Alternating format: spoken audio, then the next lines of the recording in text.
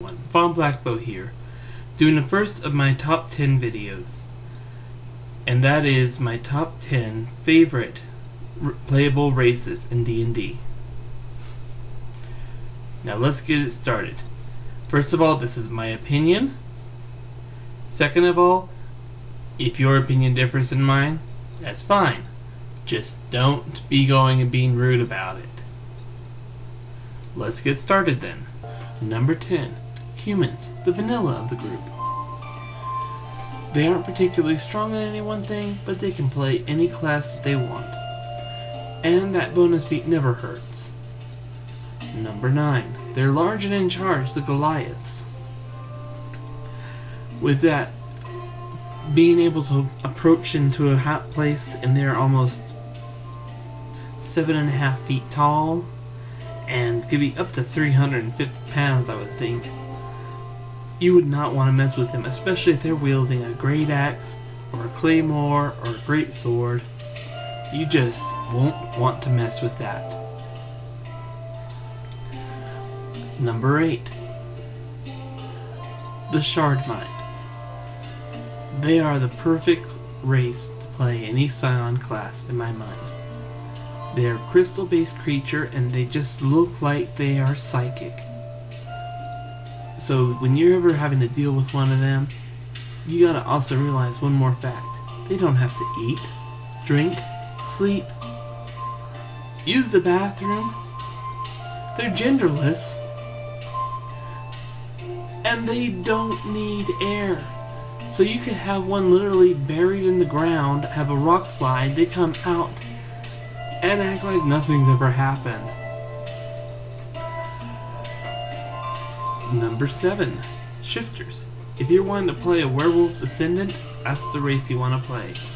I mean, I can't think of anybody better you'd want to play as like that, especially with a nature kind of ability.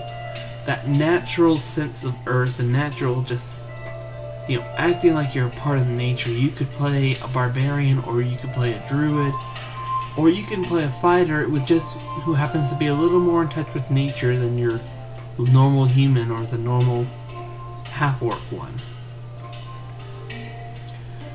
Number 6. The Shatterkai. They are one of those races you like to fight against only in very small groups because of their ability to teleport. Granted, they can only use that once during an encounter, but for them to be in front of you 1 minute, behind you the next minute, and then backstabbing you, or for them to be behind one rock, for you to think that they're behind it and you go behind it and they've teleported to another rock. Not one of those things you want to fight against. One of those things you want to play though. You're playing an assassin one, or you're playing a rogue. You can teleport into a house, loot the place, find everything you need, and then teleport out and no one can say that you picked the lock. It also makes it great when you're trying to get intel. You teleport into a room that they think is secure, you can hide well, you get all sorts of information, and you can teleport out near the end. Number 5. The Warforged.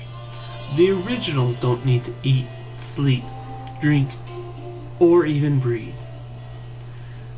They are built one day, but in training, and in no time flat, you got yourself a ready-to-kick-your-butt machine that also is trying to understand what it means to be alive. Now, how they take that in and how they decide that is entirely up to that character. I mean, the Warforged character could decide that he wants to eventually learn what it means to truly eat. So he has to go and get all sorts of kind of things done. Number 4. The original member that you would have that was just that monstrous character in the original campaigns, the half-orc. You would not believe the kind of things that you can do with a half-orc. I try I like the classic barbarian, but just a playing in-game kind of character building. You can have so much fun with that one because of the fact that you can have a conversation that went something like this. Great, we have to go there. My father's the magistrate. Your half-orc character. Well, at least you knew your father. The other characters? Well, it serves your mom right for, being with an orc. My dad wasn't an orc. My dad was human. My mom was the orc. Yeah, try doing that and having someone with a straight face in your party. It's almost impossible.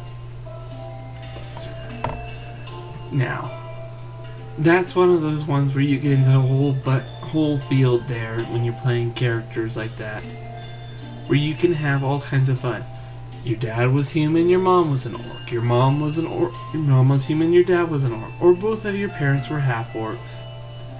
No one really knows, and you can do the same kind of thing with your Dragonborn, or your half-elf, or any number of other races that has that vanilla added layer to it. Hate to say it, but that's what we humans end up being in most of these kind of campaigns. We sleep with one person, or we sleep with another, and then we have all these half-breeds. Now, number 3. The Changeling. You're going through all sorts of country, all sorts of things. You really don't want to be caught with your pants down. But you really don't want to have a party of 8 different people, 8 different races.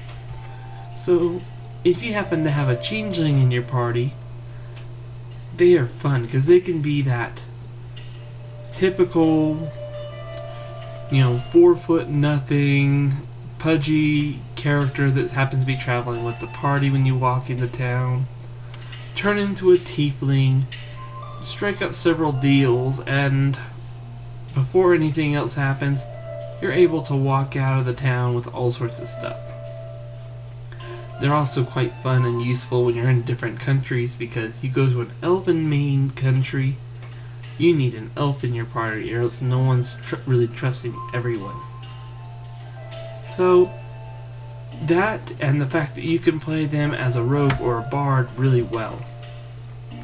Now when I play them as a rogue and I get into some trouble, all I have to do normally is just slip around the corner, go from being some little skinny white human to being a heavy-set, dark-skinned tiefling with a cracked horn, and they run right by me or they ask me which way that human go. I just have to point in a direction. Maybe even mention they stole my wallet. Number 2. The Goblin. I challenge you to come up with a convincing backstory for a goblin that allows you to play him in a game. You can have all sorts of problems just being one. And unless you end up being one of those, I was abducted as a child, raised by a paladin, or I was raised in a monastery with monks, which is probably where they get their class then from.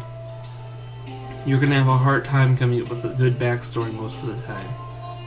Unless your party just doesn't care about backstories or races, but that's more of a dungeon crawling group.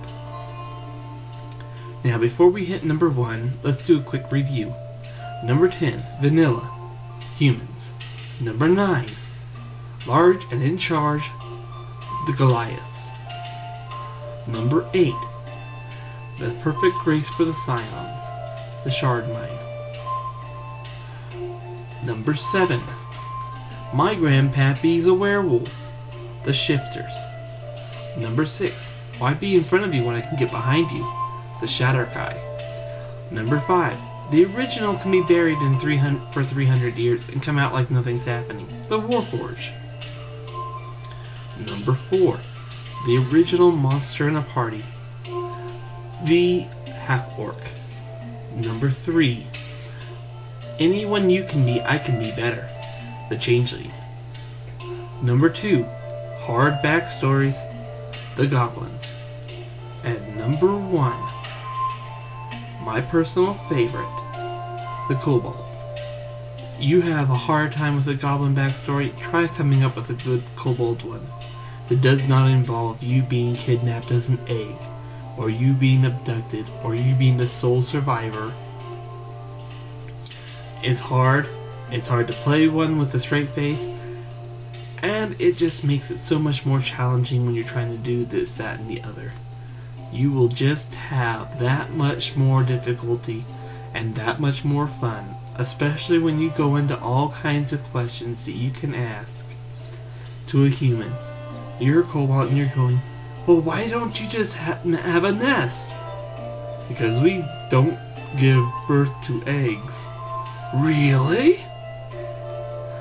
So, if you want to have that kind of conversation, or you just want to have an interesting kind of character to throw in there, go with the Kobold.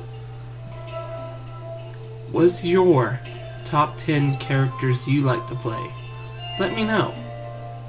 Let's see what ones we have in common. Who knows? Maybe you might even convince me later to change my top 10 list slightly.